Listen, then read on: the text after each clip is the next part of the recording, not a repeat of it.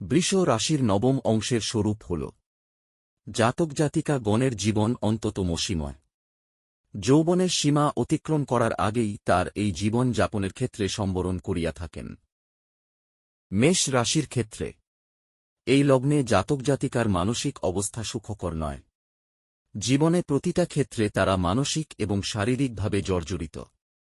পিতার সূত্রে প্রাপ্তি ঘটলেও আত্মীয় স্বজনের কারণে শান্তি কম পাবেন। প্রতিবাদ থাকলেও প্রকাশ পাবে না। নিজের অবস্থান ও বুদ্ধির প্রকাশ ঘটাতে হবে।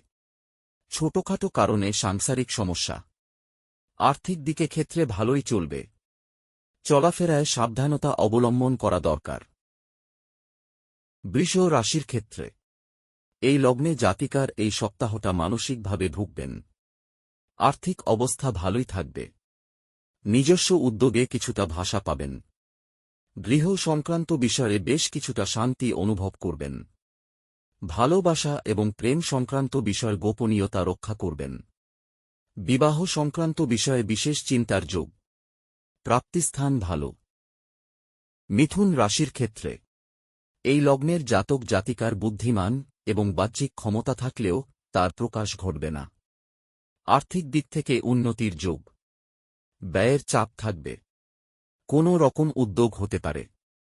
গৃহ সংক্রান্ত বিষয় গোপনীয়তা রক্ষা করা দরকার। সুন্দর সমন্বয়ে দেখা যেতে পারে চলার পথে। এগিয়ে চলুন। কর্কট রাশির ক্ষেত্রে এই লগ্নে জাতক জাতিকাদের শারীরিক ও মানসিক অবস্থা ভালো থাকবে না। প্রেম প্রীতি ও সন্তানের কারণে একটা হতাশা কাজ করবে। অর্থনৈতিক অবস্থা ভালো থাকবে। উদ্যোগের ক্ষেত্রে গোপনীয়তা রক্ষা করা দরকার।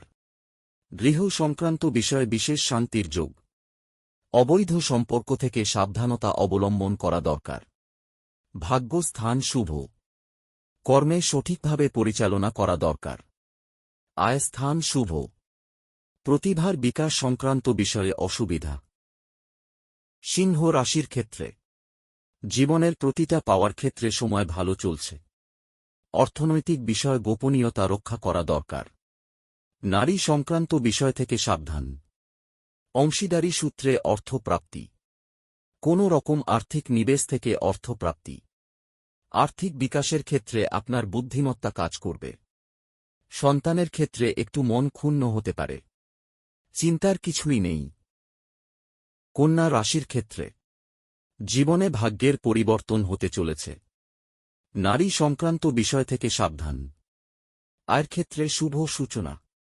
ব্যয়ের চাপ থাকলেও উন্নতির সম্ভাবনা। সন্তানের ক্ষেত্রে চিন্তার কিছুই নেই।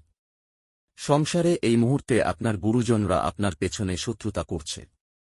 কয়েকদিনের মধ্যেই তারা নিবস্ত্র হয়ে পড়বে।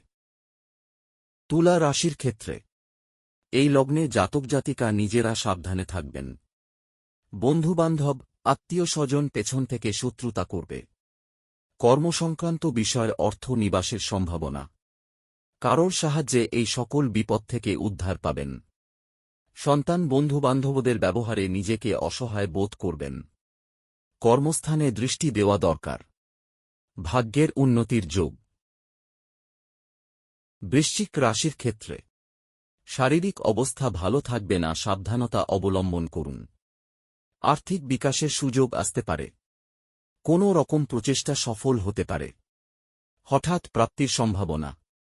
কর্মস্থানে দৃষ্টি দিন। উচ্চতম কর্তৃপক্ষের কুনজরে পড়তে পারেন। কোনো রকম গুপ্ত কারণে আয় সম্ভাবনা। প্রেম প্রীতির বিষয়ে শুভ বলা যায়। ধনু রাশির ক্ষেত্রে কর্ম সংক্রান্ত বিষয় বিশেষ সুযোগ সামনে আসছে। অর্থনৈতিক নিবেশে শুভ ফল পাবে। গৃহে শান্তি বজায় থাকবে।